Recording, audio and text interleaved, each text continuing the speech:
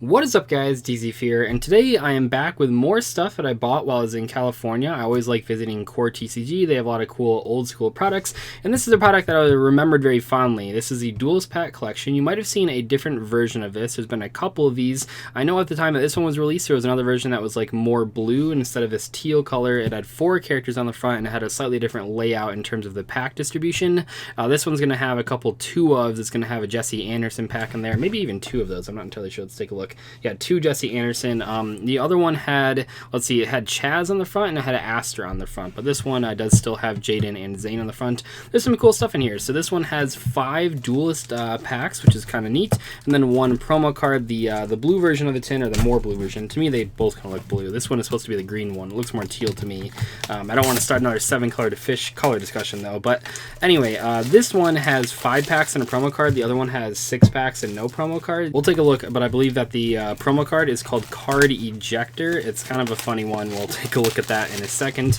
Yeah, I remember the Duelist packs themselves very fondly. I bought a lot of them as a kid. You know, it was a lot easier convincing like my parents to buy me like 1 pack for less than $2 than it was like a pack for $4 or a structure deck for $10 or whatever. So they're really easy to just grab on the way out of like a grocery store or whatever. I remember them having a lot of those back in the day. So first, we have a beginner's guide, which just has some really basic rules. They used to put this in a lot of different products. This used to be a thing that came in like starter decks as well, if I remember correctly. And yeah, it's just a super straightforward sort of explanation, really quick of the rules, the very basic rules.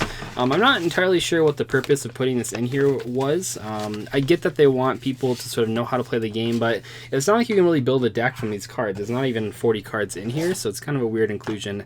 Probably should have just been like advertisements for other packs, but I know people complain about those too, so I'm not really sure, but I guess it's fine. So yeah, Card Ejector. So fun fact, I was very excited about this card. I don't know why, I just wanted to use it. I thought it looked kind of cool. I thought it had a neat effect. It is basically a once per turn DD Crow, which seems really bad.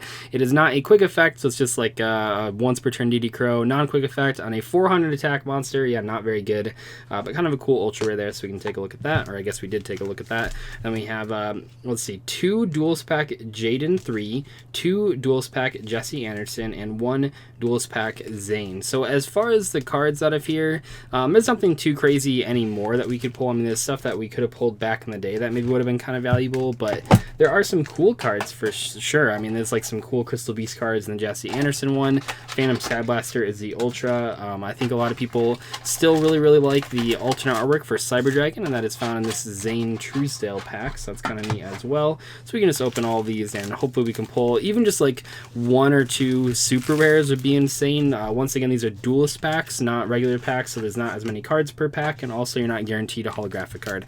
Yeah, we'll just kind of go through these in the order they're put in here. Take a look at what's going on.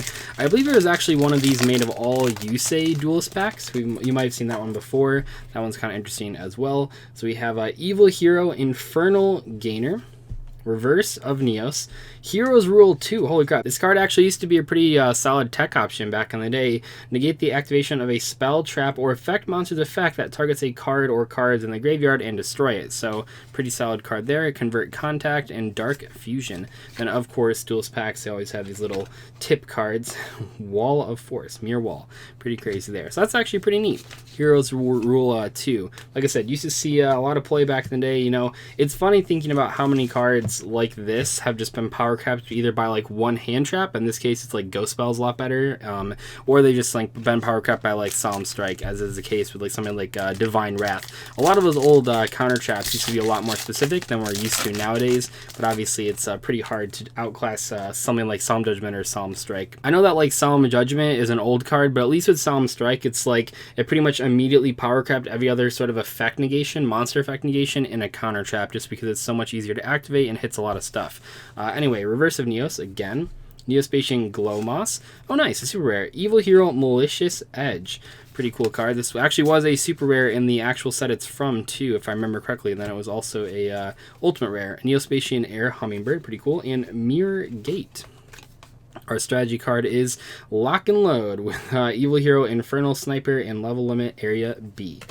pretty interesting. Those evil heroes, obviously back in the day, the evil hero cards were nowhere near as good as they are right now. Those Malicious Bane and Adjusted Gold are actually really, really solid. Back here, though, not so much. Okay, let's check out this one. This is the Jesse Anderson pack. So we got Crystal Beast cards. Crystal Beast Cobalt Eagle. Twister, common, nice. We got Crystal Abundance as a rare, which looks really, really weird. I'm used to the holographic art of this. Although I guess it was originally a common, so what the heck am I talking about? Crystal Beast Ruby Carbuncle, pretty cool, and Crystal Blessing. So the idea of these Duelist packs, I mean, even nowadays, but especially back in the day, was that you could just like buy them, and if you wanted like cards from the anime, this is like the best spot to get them from. I'm not sure if that's like necessarily true in every case, but I know especially in like the Crow pack, that really was like the best way to build budget Blackwings back in the day. You only need, there's like, I think Gale wasn't included in it, but like all the other cards were, so it was really good for a lot of new players. Twister, again, Gravy Crush Dragon, Hand Destruction. Oh man, each player sends 2 cards from their hand to the graveyard and draws 2 cards. This card commonly comes up in comparisons to Pot of Greed, even though it is much, much, much worse. A lot of people always say like, well, Pot of Greed draws 2 cards and that's banned, but this one draws 2 cards and it's legal. No difference. Yeah, no difference. Last Resort, Crystal Blessing, and let's see, tip card. Put your opponent in a grave situation. Creature swapping Grave Squirmer. What a combo. What a combo. And then we have a Duelist pack, Zane Truesdale. As you can see here, it is fairly difficult, as with all these old packs, to pull any holographic cards. But honestly, like this is pretty much what the Legendary Duelist series has replaced. So you can kind of see the similarities, you know, that you're not guaranteed holographic in every pack, and you have rares, and they're just 5-card packs or whatever. Although Legendary Duelists don't include tip cards. They just don't do tip cards in general. They're pretty much outdated at this point. Anyway, Different Dimension Capsule. Proto Cyber Dragon, Power Bond. Oh man, you guys remember when there was like a huge limit removal? That's pretty cool. When there was like a huge movement from like a lot of casual Cyber Dragon players that like the one thing Cyber Dragons need to be competitive is a way to search Power Bond. And then like when Cyber Dragon actually did become competitive, they didn't even play Power Bond even as a one of. I just think it's funny showing like the difference between like what competitive players needed for Cyber Dragons to be good and what casual players thought they needed for Cyber Dragons to be good. Power Bond, pretty good card, but not necessarily the thing that makes it actually a viable strategy. If anything, Power Bond just makes it more of a glass cannon, which is not what you want when you're playing a competitive Yu-Gi-Oh deck. Anyway, Neospatian Glowmoss, Overlimit, Heroes Rule 2 again, Dark Fusion, and Mirror Gate. Okay, and the strategy card lets you know to use Evil Hero Infernal Prodigy to summon an Evil Hero monster. Who would have guessed? What a crazy combo. And Heroes Rule 2. That brings me back. There are just a lot of these cards that used to be really good tech options back when we didn't have such generic sort of negation cards like Solemn Strike, and it's just funny thinking back to them, how good they were compared to like what a Solemn Strike would be nowadays. I'm pretty sure that, like, what I'm trying to say is, like, if you go back, like, 10 years and told people that Solemn Strike exists and is at 3 copies per deck and not every deck plays it, they would probably, like, lose their minds, because that's, like, better than, like, 90% of the card pool 10 years ago.